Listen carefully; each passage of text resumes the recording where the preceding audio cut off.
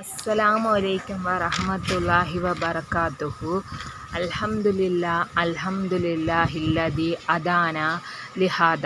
നമ്മെ നേർവഴിയിലേക്ക് നയിച്ച അള്ളാഹുവിന് സർവസ്തുതിയും.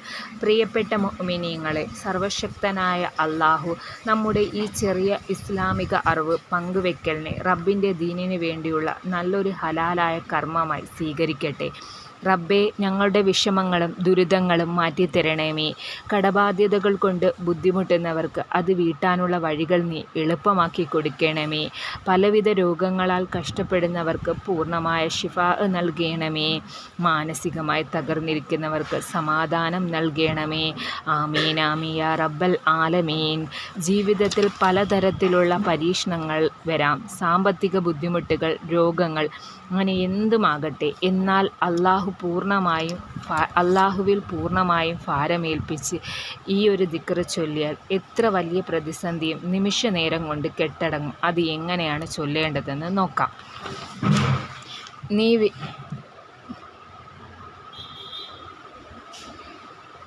തീവേഗത്തിൽ എല്ലാ പ്രശ്നങ്ങൾക്കും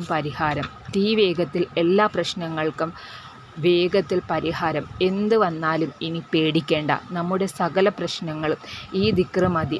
ആളിക്കത്തുന്ന തീയെ വെള്ളം കെടുത്തും പോലെ നമ്മുടെ സകല പ്രശ്നങ്ങളും വിഷമങ്ങളും ദുരിതങ്ങളും ഈ ദിക്ർ കൊണ്ട് കെട്ടടങ്ങാം. ഈ ദിക്ർ നല്ല വിശ്വാസത്തോടെ ചൊല്ലി നമ്മൾ അനുഭവിക്കുന്ന ദുരിതങ്ങൾ റബ്ബിൽ സമർപ്പിച്ചു കഴിഞ്ഞാൽ ഉടനടി റബ്ബ് പരിഹാരം നൽകും. ഈ ദിക്ർ ചൊല്ലിയാൽ 11 നേട്ടങ്ങൾ കിട്ടും. 1.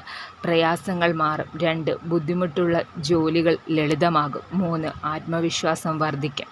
4. കഷ്ടപ്പാടുകൾ എളുപ്പമാകും. 5. വിവാഹ പ്രശ്നങ്ങൾക്ക് പരിഹാരം.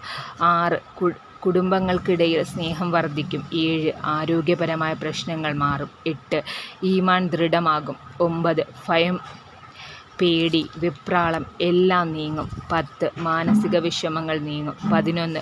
എല്ലാ ആഗ്രഹങ്ങളും പൂവണിയും. ഇശാനിസ്കാര ശേഷം ആദ്യം 3 തവണ ഇബ്രാഹിമി സ്വലാത്ത് ചൊല്ലുക. അതിനുശേഷം അസ്മുനുല്ലാഹു നൗമൽ വക്കീൽ 450 തവണ ചൊല്ലുക. ശേഷം ഇബ്രാഹിമി സ്വലാത്ത് 3 തവണ ചൊല്ലുക. അശുദ്ധി സമയത്തും സ്ത്രീകൾക്ക് ഈ ദിക്ർ ചൊല്ലാവുന്നതാണ്. ഈ അറിവ് നിങ്ങൾക്കും നിങ്ങളുടെ പ്രിയപ്പെട്ടവർക്കും ഉപകാരപ്പെട്ടൊരു വീഡിയോ ഇഷ്ടമായാൽ ദയവ് ചെയ്ത് ലൈക്ക് ചെയ്യാനും ചാനൽ സബ്സ്ക്രൈബ് ചെയ്യാനും മറക്കരുത്. നിങ്ങളുടെ ദുആയിൽ എന്നെയും ഉൾപ്പെടുത്തുക. അസ്സലാമു അലൈക്കും വറഹ്മത്തുള്ളാഹി.